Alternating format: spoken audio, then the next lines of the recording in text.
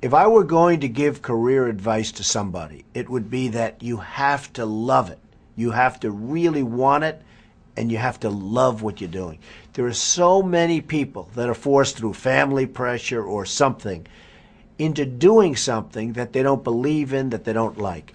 You've got to go after the kind of a job you like. You may love the airline business. Now, the airline business is a terrible business, but you'll probably do better within the airline business if you love it than you will in a better business than the airline business if you don't. So you have to go into something that you like. There are many stories of people that became successful later in their life by doing other things, and they got out of something that they didn't like. And one of them is a friend of mine. He was a failure on Wall Street. His family was very important and big on Wall Street, but he wasn't cut out for it. He wasn't tough enough for it. He probably wasn't smart enough for it. And he was a failure on Wall Street. And all of his life, he was just born to be on Wall Street, but it didn't work out that way. So he stayed, and he didn't do particularly well, but he stayed and stayed. And I used to tell him, just go out and do something else.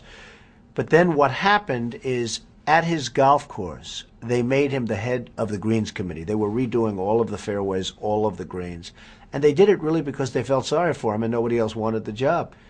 And he did a spectacular job. He was there at 5 o'clock in the morning with the contractors. He worked really hard. He wouldn't get home till 8:30 in the evening. He loved what he was doing. And I told him, you ought to go out and build golf courses. This is what you're good at.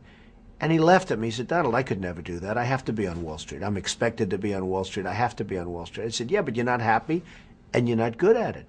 He said, it doesn't matter. I'm expected to be there. Well, he went back. He was miserable. And ultimately, about 5 years ago, he developed a golf course building business where he renovates and builds golf courses. He's doing a spectacular job.